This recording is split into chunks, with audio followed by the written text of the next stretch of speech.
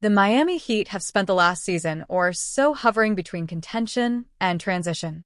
They have talent, experience, and culture, but still lack the kind of star power that could take them back to the top of the East. If they decide to make a move, Lauri Markkanen might be the swing worth taking. The Utah Jazz forward has emerged as one of the NBA's most complete bigs, a 7-footer who can shoot, rebound, and create offense without dominating the ball.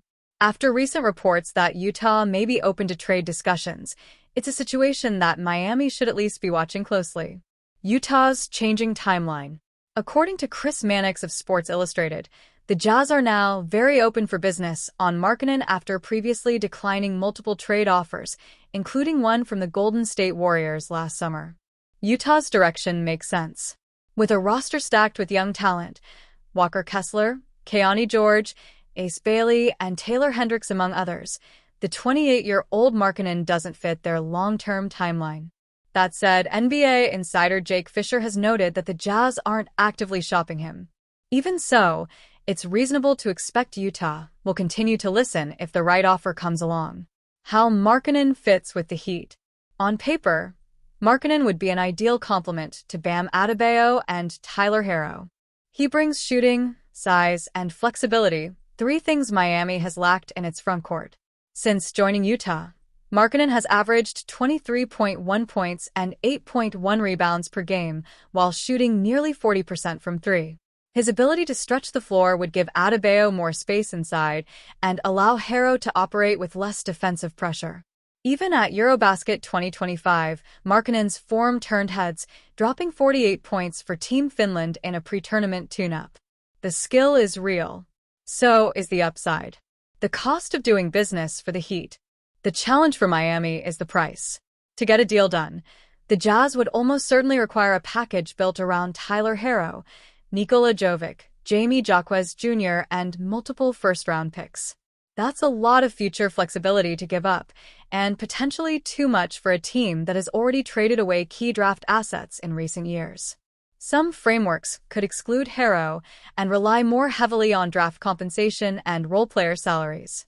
But if Utah insists on Herro as the centerpiece, the Heat may find themselves reluctant to go that far.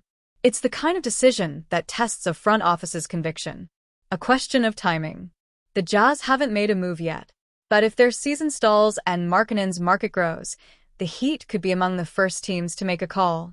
Whether they have the appetite or the assets to make a deal that large remains to be seen. Markkanen checks a number of boxes for Miami. The question is whether the cost of landing him would outweigh the potential reward.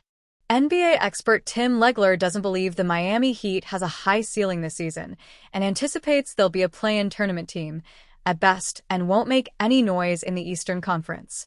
If that is, indeed, the best-case scenario for the Heat this season, it will leave fans in a pretty bad place. Legler would also go on to say that he doesn't like the Heat's roster construction at all. Even though the Heat are clearly heading into the start of a gap year, this is not necessarily something fans want to hear. The hope is that while there are some challenging questions ahead for this franchise, they'll still be able to be at least somewhat competitive in the Eastern Conference. Of course, the big question revolves around how competitive they can honestly be. That's fair. But with the young talent the Heat has returning, it would be slightly disappointing if they simply replicated their path from last season. Emerging as a pretty irrelevant play-in tournament team would be quite depressing for the fan base this season. A silver lining for the Heat. That's where the silver lining of the development of their young core will come into play. If the Heat sees some improvement from their young core, this season could mean much more than a throwaway playoff appearance. If Nikola Jovic and or Kellel were to take a big step forward and cement themselves as key core pieces of this team moving forward, it will be all worth it. If Jamie Jaquez Jr. and or Pelle Larsson have a big year, the Heat will be more than willing to take the trade-off of a gap year. Perhaps most importantly, if Kasparas Giannis shows any kind of promise as a potential foundational piece moving forward, perhaps even emerging as a starter late in the season, this experimental year will be viewed as a resounding success.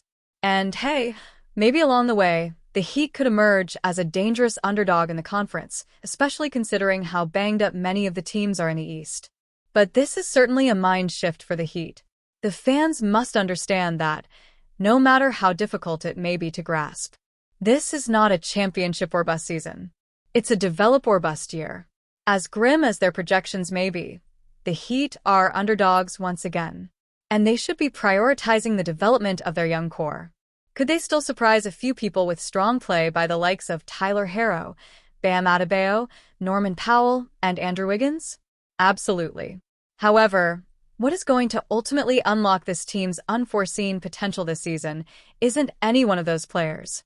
Instead, it's going to be an emergence from one of their young players. So while many experts may view this season as a throwaway year for the Heat, fans should view it as an opportunity and a potential springboard for the future. The NBA offseason has been dominated by trade rumors from some of the league's brightest stars, and the uncertainty surrounding 9-time All-NBA Milwaukee Bucks superstar Giannis Antetokounmpo was perhaps the biggest storyline. The Miami Heat have long been linked to the Greek Freak, but with Antetokounmpo never becoming available, a deal didn't come to fruition. According to the Miami Herald's Barry Jackson, however, the framework of a deal from a Heat should Antetokounmpo have requested to leave Wisconsin has been revealed. If Antetokounmpo had asked out, the Heat was prepared to make an offer that did not include Bam Adebayo, according to a source, wrote Jackson. But it's unlikely any such offer would have been seriously considered. Although Adebayo would carry significant weight in a would-be deal, Jackson continued to note that he may also be part of the draw of a potential deal if Antetokounmpo ever wanted to switch teams. If Antetokounmpo requests a trade at some point, it remains to be seen if the Heat would ever change its mind about offering Adebayo, Jackson noted. But it's unlikely that the Bucks star would want to join a Heat team without Adebayo, with whom he shares an agent. So it's all likely moot. The Heat were long linked to Antetokounmpo, but after the dramatic offseason, he looks to be staying put in Milwaukee.